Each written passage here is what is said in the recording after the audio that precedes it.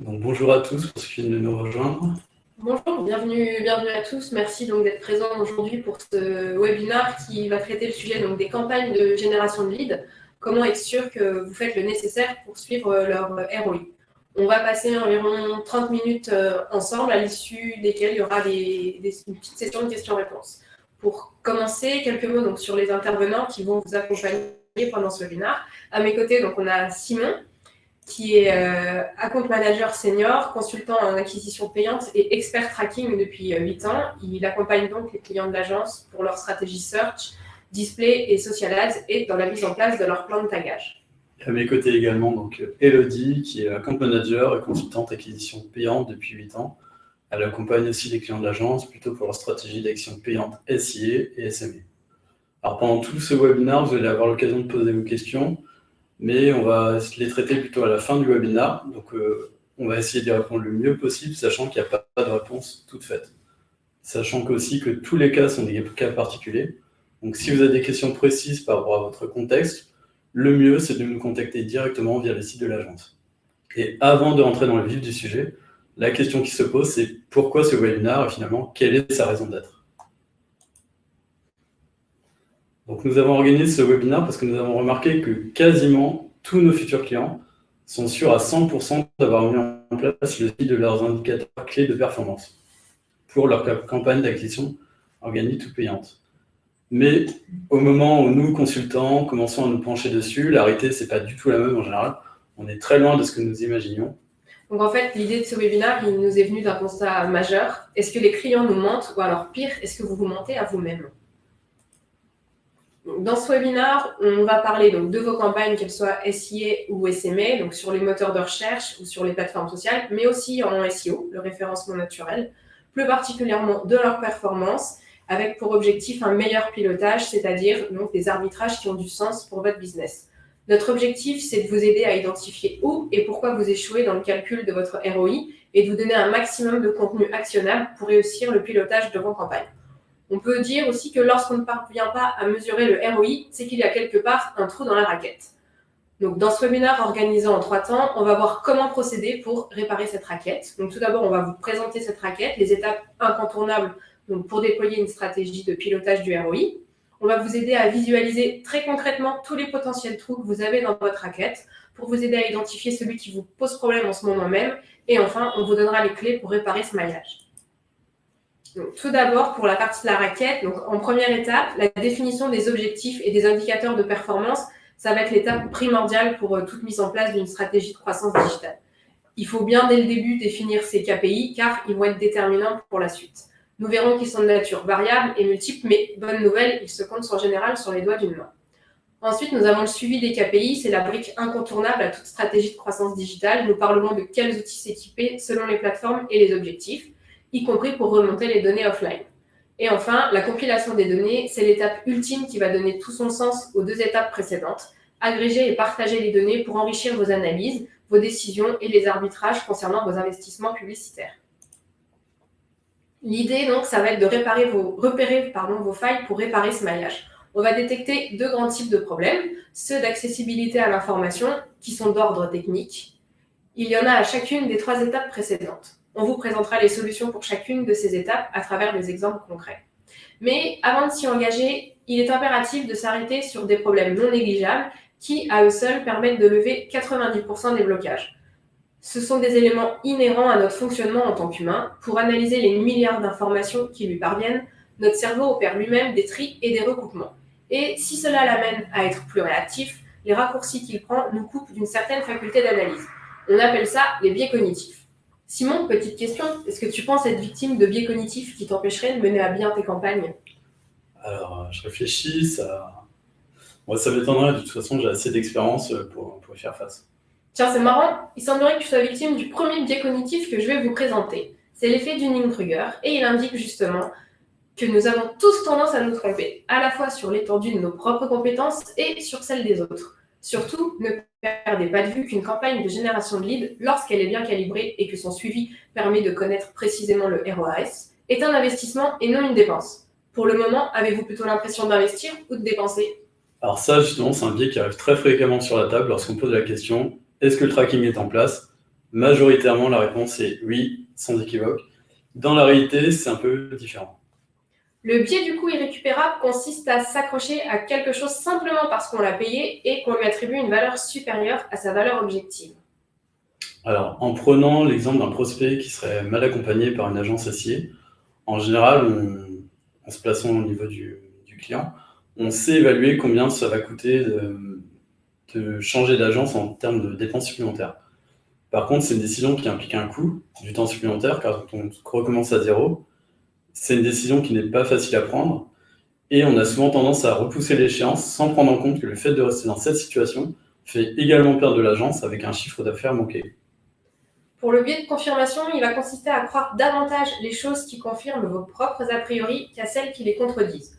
Nous sommes moins exigeants en termes de qualité, de véracité et de pertinence d'une information si elle nous arrange. Le réflexe est dans ce cas d'aller chercher des réponses ailleurs. Il s'agit alors d'identifier des indices qui valideraient à tort le sentiment que la campagne de génération de leads est un succès.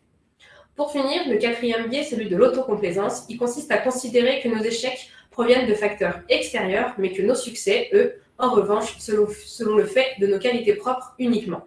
Rassurez-vous, on est tous un peu comme ça parfois aussi. On ne va pas trop s'attarder sur les détails, mais on a rédigé un article sur notre blog. Si vous voulez en savoir plus sur les biais cognitifs, on vous met ça dans le chat.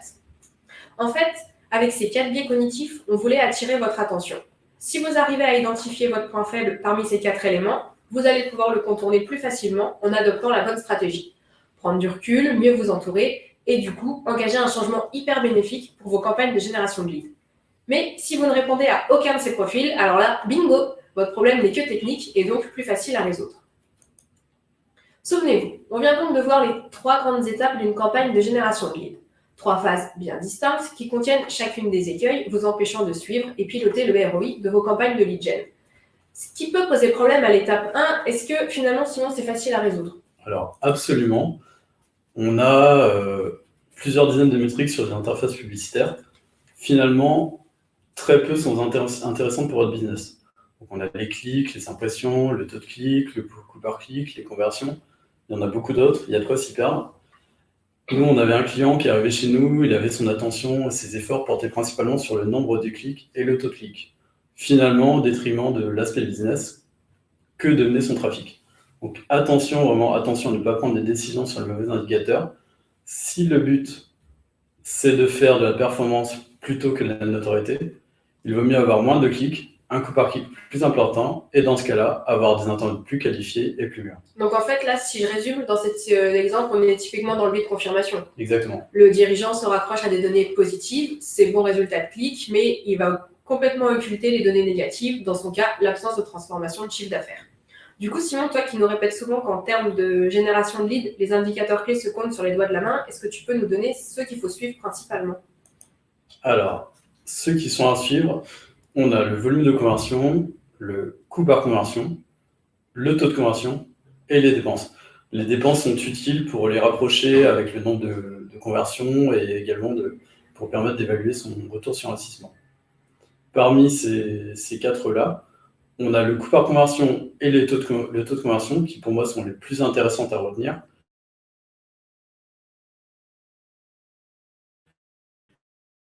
Car ce sont elles qui permettent de comparer des campagnes ou leviers avec des budgets différents. La bonne pratique, si vous utilisez Google Ads, c'est de créer votre propre KPI business avec les colonnes personnalisées. Vous pouvez ainsi, par exemple, calculer votre rentabilité nette. C'est une étape simple mais primordiale de se définir ces KPI en amont. Donc en fait, là, si je résume pour cette étape d'identification des KPI, il vaut mieux suivre le nombre de conversions, le coût par conversion, le taux de conversion et les dépenses que le taux de clic en fait. Ok, donc ça va nous amener à notre deuxième étape, qui est plus technique que la première. C'est le fameux problème de suivi, ce qu'on appelle dans le jargon le plan de tagage. Et malheureusement, c'est souvent cette étape qui coince. Dans les campagnes de génération de leads, on se retrouve de plus en plus dans une mesure du lead multicanal et cross-device. En plus de ça, les données se trouvent sur des outils différents. Plateformes publicitaires, outils d'analyse de l'audience du site, ou même les données offline, comme les appels ou les visites en magasin. Et donc, c'est cette étape qui va poser beaucoup de problèmes. Simon, est-ce que tu as un cas client en tête pour commencer? Alors, j'en ai un. Donc, le mois dernier, on avait une cliente dans le conseil RH qui rentrait chez nous en nous affirmant que son tracking était en place. Dans les faits, en allant sur son CRM, elle pouvait effectivement suivre la demande de contact, mais aucune donnée n'était remontée sur ces différentes interfaces publicitaires, donc sur Google, LinkedIn, Facebook. Donc en réalité, même si elle pouvait voir les demandes de contact depuis son CRM, elle ne savait absolument pas d'où provenaient ces demandes. Ok, donc là, on peut clairement identifier un biais de confirmation, le premier dont je vous ai parlé, l'effet Dunning-Kruger, qui consiste à se méprendre presque systématiquement sur l'estimation de notre propre compétence. La cliente était persuadée de disposer de compétences nécessaires pour configurer son tracking, mais surtout de l'avoir correctement configuré. Simon, quelle solution technique tu mets en place pour remonter ces différentes données? Alors il y en a plusieurs. La première, c'est donc de bien installer les pixels et les codes de suivi depuis chaque plateforme que vous utilisez. Et la deuxième, qui va avec la première, donc la deuxième bonne pratique, c'est de centraliser le plan tagage sur un système de gestion de tags, comme Google Tag Manager par exemple, surtout si vous avez plusieurs levées d'acquisition. Utiliser Google Tag Manager par exemple permet de simplifier la gestion et surtout d'avoir un tracking homogène afin d'effectuer des comparaisons entre les différents canaux d'acquisition. Merci Simon pour ces exemples. Il y a quelques semaines, on vous a invité sur LinkedIn à nous poser vos questions et à nous remonter vos difficultés que vous pouvez avoir dans vos campagnes de génération de prospects. Sans surprise, on a eu beaucoup de questions liées à cette étape de tracking et de remontée des données. On va vous en afficher certaines qui pourront peut-être anticiper vos propres questions. Donc là, on a deux questions qui se recoupent sur comment traquer les conversions sur des pages de destination externes. Je suis à mon compte, mais affiliée à un groupe type franchise. Mon formulaire de contact se trouve sur leur site. Je n'ai donc pas la main sur ma page de destination. J'utilise un module de prise de rendez-vous externe. J'en ai même testé deux. L'un oriente vers une page du site du prestataire et l'autre est une iframe que je peux intégrer dans mon site. Simon, du coup, qu'est-ce que tu leur répondrais pour réussir à traquer leur conversion? Alors, ça dépend. Là, ça réponse un peu facile. Alors, pour la première question, si jamais le site du groupe sur lequel vous n'avez pas la main redirige après le remplissage du formulaire vers un autre site que vous gérez, dans ce cas, vous avez la possibilité d'insérer un tag sur votre page de remerciement. Si ce n'est pas le cas, c'est-à-dire que vous n'avez pas de retour sur un autre site qui vous appartient, là, malheureusement, il n'y a pas de possibilité de remonter les conversions. Et pour la deuxième question, donc si l'outil de prise de rendez-vous est une iframe intégrée sur votre site, dans ce cas-là, il faut insérer du code à l'intérieur de cette iframe, c'est-à-dire directement depuis le module de rendez-vous. Ouais, merci Simon, j'espère que ça a pu répondre à certaines de vos questions. Ensuite, on a sur le tracking des formulaires spécifiques. J'ai installé le pixel Facebook sur mon site et j'aimerais traquer des conversions avant-vente, comme le téléchargement d'un livre blanc ou le remplissage d'un formulaire de contact. Mais n'ayant pas de page de remerciement post-formulaire, je ne sais pas comment traquer la conversion au-delà de la simple page vue. Alors ça, c'est un bon exemple. On a en général les formulaires de contact, de devis, c'est souvent dans l'esprit des gens les objectifs à suivre. Mais si on veut éviter vraiment les fameux trous dans la raquette, il faut traquer l'ensemble des formulaires sur le site pour l'ensemble des plateformes publicitaires. On pense donc beaucoup moins en revanche à taguer un formulaire comme un chatbot, un rappel immédiat ou le téléchargement d'un livre blanc. Donc il faut vraiment suivre l'ensemble des formulaires. Pour cette question précise, s'il n'y a pas de page de remerciement après le remplissage du formulaire, il est nécessaire d'installer des événements spécifiques au-delà du simple pixel générique. Donc ça marche là pour Facebook, mais c'est aussi le cas pour Google et LinkedIn et Bing. Pour l'intégration du tracking, ça demande des compétences d'un développeur. Ça peut être un point de blocage car les dirigeants ou responsables marketing peuvent sous-évaluer les compétences nécessaires et vouloir le faire eux-mêmes. Merci Simon. Ensuite, je vais faire une refonte de mon site web. À quoi dois-je faire attention? Que dois-je demander à mes développeurs? Alors, justement, nous, on est intervenu ce mois-ci pour un client où le plan de tagage a été retiré par erreur du côté du client. L'impact fut malheureusement assez rapide. L'ensemble des coûts d'acquisition se sont envolés, les campagnes ont perdu en diffusion et visibilité avec les stratégies d'enchères automatiques. Donc, la bonne pratique, vraiment par rapport à cette situation, c'est demander à conserver le plan de tagage s'il s'agisse juste d'un rhabillage ou d'un lifting du site, c'est-à-dire s'il n'y a pas de nouveaux formulaires. Par contre, si la refonte va plus loin avec de nouveaux formulaires, dans ce cas-là, il faut absolument intégrer votre agence SIA dans cette phase de refonte afin que tous les tests soient faits avant la mise en production.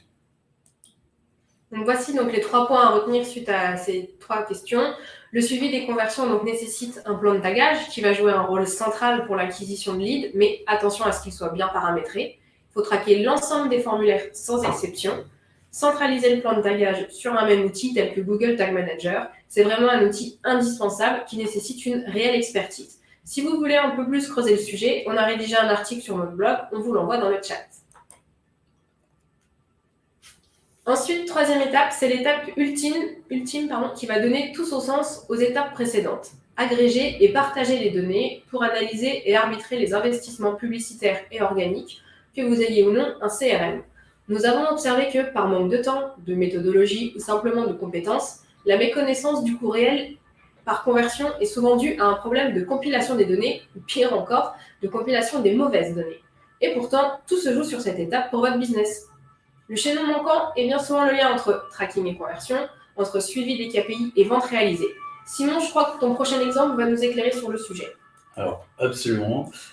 Alors, une fois qu'on comptabilise de manière fiable le nombre de leads obtenus, donc c'était les présentes étapes, on peut ensuite s'interroger sur que deviennent ces leads là, au niveau de la transformation et au niveau de la qualité. Donc, on a un bon cas client. Avant notre intervention, le client pensait que une de ces campagnes qu'on va appeler X était la plus intéressante, car elle pilotait sur la base du coût par lead. Et après notre intervention, la mise en place de la remontée des données offline, on lui a démontré que finalement, c'était pas la campagne X, mais la campagne Y qui était la plus rentable, car elle générait beaucoup plus de chiffre d'affaires. Donc nous avons arbitré dans le sens inverse de ce que les clients pensaient, en pilotant les optimisations plutôt sur la base du ROI que le coût par lead. Mais alors concrètement, comment on peut faire pour remonter cette donnée business, même si on ne l'a pas forcément tout de suite? Alors, on a deux cas de figure. Si vous êtes équipé d'un CRM, donc le premier cas, par exemple un CRM de type HubSpot ou Salesforce, mais il y en a beaucoup d'autres, qui vous permet de remonter automatiquement les leads obtenus depuis votre site. L'étape suivante, c'est la remontée des conversions hors ligne. Donc en quelques mots, il s'agit de remonter à Google Ads, Facebook ou Bing Ads le fait qu'un prospect qui est venu d'une campagne spécifique est devenu un client et a rapporté tant d'euros de chiffre d'affaires. Donc il s'agit d'un petit développement à faire pour que le CRM communique avec les interfaces publicitaires. Une fois ce travail réalisé, votre consultant SIA pourra évaluer le ROI par campagne, mots-clés ou annonce, et surtout mener des actions pour augmenter ce ROI. Et alors, dans le cas où on n'a pas de CRM, comment on fait pour les remonter ces données? Alors là, dans ce cas-là, s'il n'y a pas de remontée automatique des formulaires remplis depuis votre site, il y a une autre solution qui permet tout de même d'évaluer la rentabilité des campagnes. Il s'agit des UTM. Donc les UTM, c'est un petit identifiant qui doit être ajouté à la fin de chaque URL sur les annonces pour identifier la campagne à l'origine de la conversion. Donc c'est une méthode qui est plus simple à mettre en œuvre car elle ne nécessite pas de développement. Par contre, elle ne permet pas de suivre directement la qualité des leads depuis les interfaces publicitaires. C'est donc beaucoup plus compliqué pour optimiser la rentabilité avec cette solution. Donc en fait, là, vous l'aurez compris, la meilleure solution, c'est de remonter les données dans une interface publicitaire pour en avoir une lecture immédiate. Une fois qu'on a l'ensemble des données qui sont agrégées depuis les interfaces et que la rentabilité est suivie de bout en bout, les données doivent être facilement lisibles pour pouvoir effectuer des arbitrages. Donc nous, chez Ecomedia, on utilise Data Studio comme tableau de bord. Cet outil permet une lecture rapide pour les décideurs, les responsables marketing ou encore les commerciaux. L'avantage, c'est que toutes les plateformes publicitaires sont regroupées dessus et surtout, vraiment le gros avantage, les données sont live. En un coup d'œil, vous pouvez visualiser votre budget, le nombre de conversions, votre ROI ou encore votre chiffre d'affaires. Donc plus besoin de jongler d'une interface à l'autre pour partager et consulter les données. Vraiment, tout se fait sur la même interface. Donc c'est vrai que ça fait gagner pas mal de temps d'avoir des données centralisées. Et en plus, Data Studio, comme tu disais, il se met à jour automatiquement chaque jour. On a des données actualisées en temps réel. C'est ça, exactement. Donc on revient donc sur les questions LinkedIn que vous nous avez posées. Nous avons une nombreuse question aussi sur cette étape qui est la compilation des données. Première question sur le tracking et la remontée des données offline. Pour traquer les conversions, je demande à mes clients comment ils m'ont connu, mais je vois bien qu'ils ne savent pas vraiment répondre avec précision. Ils disent juste Internet ou Facebook sans même être sûrs d'eux. Comment puis-je attribuer le lead à la bonne source? Alors là, pour ce cas, donc si j'ai bien compris, l'enjeu c'est d'obtenir au niveau du CRM la source d'un prospect. C'est ça, oui. Ouais, donc en ajoutant finalement des UTM aux campagnes, le CRM pourra obtenir directement la source. J'utilise le CRM HubSpot et sa page d'aide semble indiquer que je peux le relier à AdWords, Facebook et autres plateformes publicitaires, mais à quoi ça sert et surtout comment faire? Alors, il y a effectivement certains CRM comme Salesforce qui permettent une communication native entre la solution publicitaire et le CRM. C'est-à-dire que ça ne nécessite aucun développement supplémentaire, il suffit juste d'autoriser le partage des données entre les deux plateformes. Alors, ce qu'il faut savoir, c'est que ce n'est pas le cas de la majorité des CRM, donc ils ne sont pas directement reliables à Google Ads, Facebook ou Bing Ads. Par contre, si vous avez la main sur ce CRM, il est tout à fait possible d'effectuer un petit développement pour le lier aux solutions publicitaires. Et enfin, pour terminer, mes services de coaching reposent sur plusieurs formules qui ont des coûts différents. Je sais combien de clients j'acquiers grâce à mes pubs, mais comment savoir ce qu'ils me rapportent en fonction des formules choisies qui sont décidées seulement après un premier entretien gratuit? Alors là, on est dans le cas où la valeur du client est obtenue après un premier entretien, où on va évaluer justement la qualité du lead. Donc, il ne s'agit pas d'une conversion qui est générée en ligne, l'évaluation sur la qualité, c'est plutôt du hors ligne. Donc, il est nécessaire de lier le CRM à Google Ads, Bing Ads ou Facebook Ads. D'ailleurs, si je reviens sur la slide vue tout à l'heure, on voit très clairement la démarche. Donc, on part donc sur le cas 1, on part tout à gauche, on arrive donc on fait sa recherche, on clique sur une des publicités et on arrive avec un petit identifiant. Donc pour Google Ads, là, c'est ce qu'on appelle un Gclide. Ce Gclide arrive sur le site au niveau de l'URL. Ensuite, on va naviguer sur le site, on va éventuellement remplir un des formulaires. Et donc, c'est à cette étape au milieu où l'identifiant unique qui permet donc de suivre l'internaute va être remonté au CRM. Et cet identifiant, donc là, on est pour le cas de Google Ads, ce Gclide, sera remonté à l'interface publicitaire Google. Donc voilà, en gros, pour résumer, il y a un code unique qui suit le prospect de son clic sur la plateforme publicitaire, quelle qu'elle soit, à l'entrée sur le site. Puis, une fois qu'il va remplir ses données sur un formulaire, ce code unique sera ensuite transmis vers la CRM. C'est comme ça, du coup, qu'on peut associer tel lead à telle vente selon les différents outils. Exactement, on va suivre le volume de vente et on peut même suivre le chiffre d'affaires associé. Okay, merci Simon.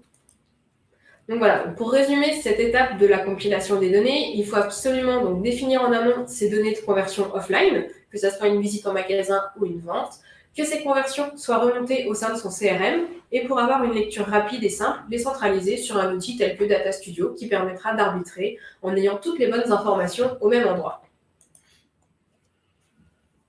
Donc voilà, donc le webinaire va toucher à sa fin. Ça va être la session de questions-réponses. On espère donc qu'on a été clair pendant ce webinaire. Et si vous ne vous êtes pas retrouvé dans tous nos exemples, n'hésitez pas à nous poser vos questions dans le chat ou alors nous contacter directement depuis le site de l'agence. Alors, on prend connaissance là en live de vos questions.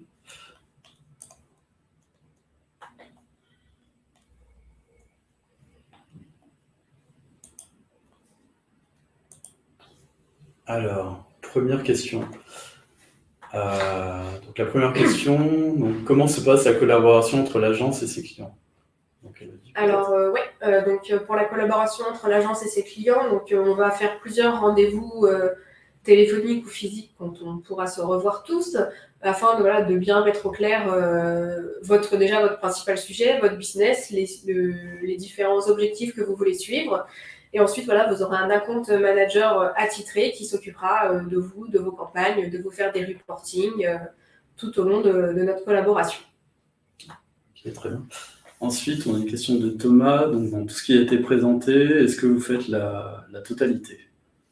Alors, oui, on fait la totalité, mais Simon, tu me reprends si tu as des choses à ajouter, mais si, admettons, vous n'avez pas de développeur en interne pour mettre en place le plan de tagage, là, on va faire appel à une agence web partenaire. Exactement, c'est ça. Sachant qu'on pilote vraiment cette agence partenaire, qu'on envoie, que ce soit qu'on travaille avec un développeur ou avec un autre partenaire, on pilote vraiment le plan de tagage, on envoie les instructions et on fait le recettage, donc le test pour voir si tout rentre correctement. Ok.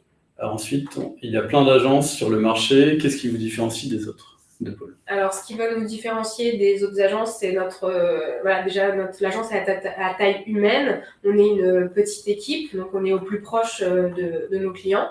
On a des relations vraiment très privilégiées.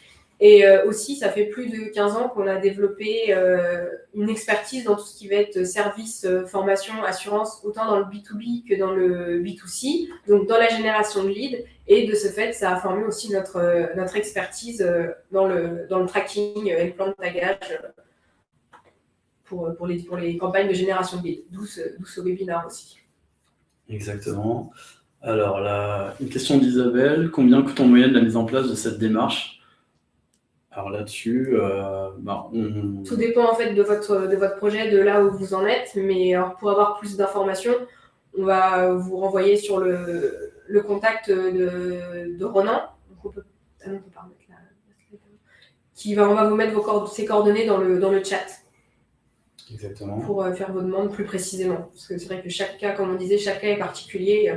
On ne peut pas vraiment répondre précisément. Même au niveau du plan de tagage, c'est vrai que selon la complexité de votre site, ça peut prendre peu de temps, comme si c'est vraiment un gros site avec énormément de formulaires, ça prend plus de temps. Donc, il faut pouvoir faire une analyse de ce qui a été fait en amont. Tous les cas sont différents. Alors, est-ce qu'on a d'autres questions? Là, pour l'instant, j'en vois pas.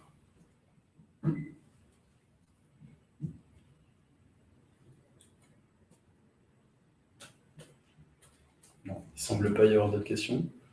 Donc, ce webinaire touche à sa fin. Donc, j'espère qu'on a été assez clair. Si jamais vous avez des questions qu'on n'a pas pu évoquer, parce que c'est un cas particulier, on vous invite justement à nous contacter. On fait en général toujours une phase d'audit.